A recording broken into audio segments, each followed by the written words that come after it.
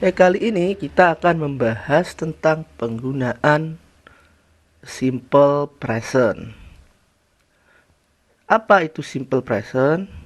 Dulu kita sudah membahas masing-masing seperti ini ya. Seperti ini. Ini simple present. Jadi menggunakan verb 1. Bentuk present, namanya present verb 1. Kalau saya katakan verb 1, maka otomatis ketika pelakunya adalah orang ketiga tunggal, maka ini ada S-nya. He writes gitu. Nah, kemudian kapan sebenarnya kita menggunakan simple present ini? Seperti namanya, present. Present itu adalah artinya sekarang kan?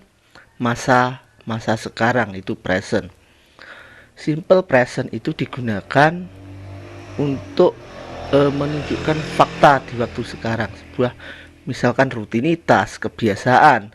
Jadi kalau misalkan saya ingin mengatakan saat ini saya sedang membuat video, itu bukan simple present, itu sedang, continuous kan, jadi ada sendiri di sini continuous.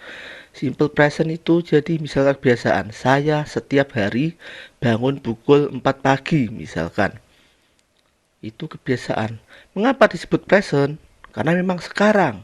Jadi bedakan misalkan dengan kalimat 5 tahun yang lalu setiap hari Minggu saya selalu pergi ke rumah nenek misalkan. Itu kan kebiasaan tapi 5 tahun yang lalu. Jadi itu bukan simple present. Nah, jadi seperti itu ya, penggunaannya gampang sekali. Fakta atau keadaan di waktu sekarang. Sebagai untuk lebih mudahkan saya buat contoh-contoh. Misalkan penggunaan simple present seperti ini. The use of present tense, penggunaan simple present yang pertama repeated action, tindakan yang berulang-ulang, kebiasaan dan lain sebagainya, rutinitas seperti itu. Nomor 1 coba, I play tennis. Ini menggunakan I play tennis, saya bermain tenis. Kalau kita menggunakan simple present, maka di sini artinya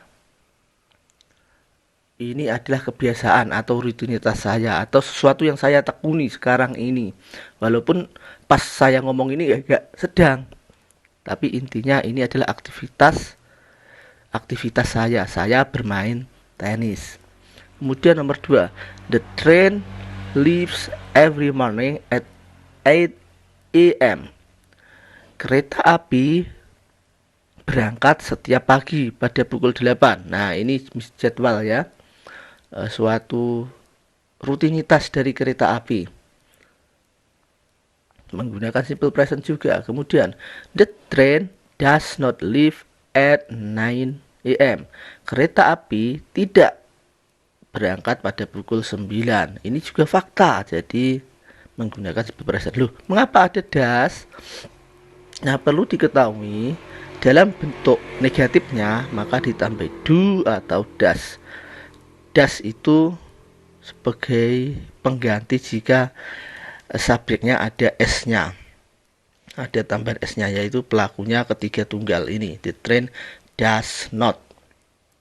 Kemudian selanjutnya she always forgets her purse.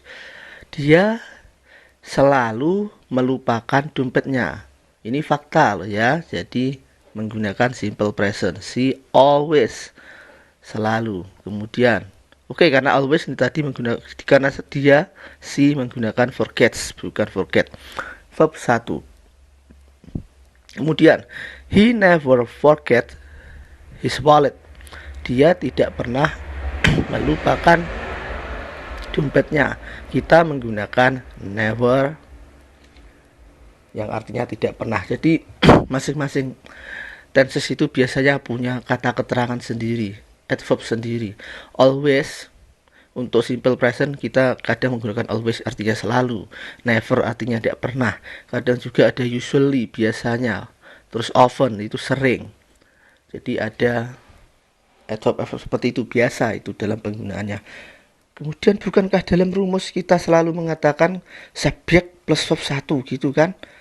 Namanya simple present itu subjek plus verb 1 seperti ini tadi. subjek plus verb 1 kan. Nah, mengapa di situ bukan verb 1 tapi malah ada kata always? Nah, kata ini namanya kata keterangan. Kata keterangan atau adverb. Adverb itu walaupun ada, tetapi secara rumus, secara tata bahasa dianggap tidak ada. Kata always ini secara tata bahasa tidak ada. Jadi cuman keterangan saja, ini tambahan. Oke, bisa dibilang tambahan. Jadi kalimat utamanya tetap she forgets ini. Ini tambahan saja. Dia selalu melupakan dompetnya. Jadi ini fakta ya. Fakta. Kemudian every 12 months the earth circles the sun. Setiap 12 bulan matahari mengelilingi bumi. Ini fakta pengetahuan kan? Jadi menggunakan simple present tense. Ingat ada s-nya di sini ya. Circles di sini kata kerja artinya mengelilingi. Jadi dalam bahasa Inggris itu biasa ada kata yang bisa berfungsi sebagai kata kerja, kata benda seperti itu. Dan kadang sama, kadang ada perubahan, ada modifikasi. Circles itu bisa berupa lingkaran, bisa bermakna mengelilingi seperti itu. Oke, untuk sementara sepertinya itu aja dulu. Kita lanjutkan, masih banyak sekali yang perlu kita bahas di sini karena memang ini pembahasannya luas. Present tense ini kita nanti mencoba menggunakan present tense untuk penggunaan sehari-hari gitu ya, jadi biar lebih menarik. Misalkan dalam mendeskripsikan sesuatu itu juga menggunakan simple present tense, jadi banyak sekali. Sementara kita akhiri dulu, kita lanjutkan nanti dengan video yang kedua tentang simple present tense. Semoga bermanfaat dan sampai jumpa.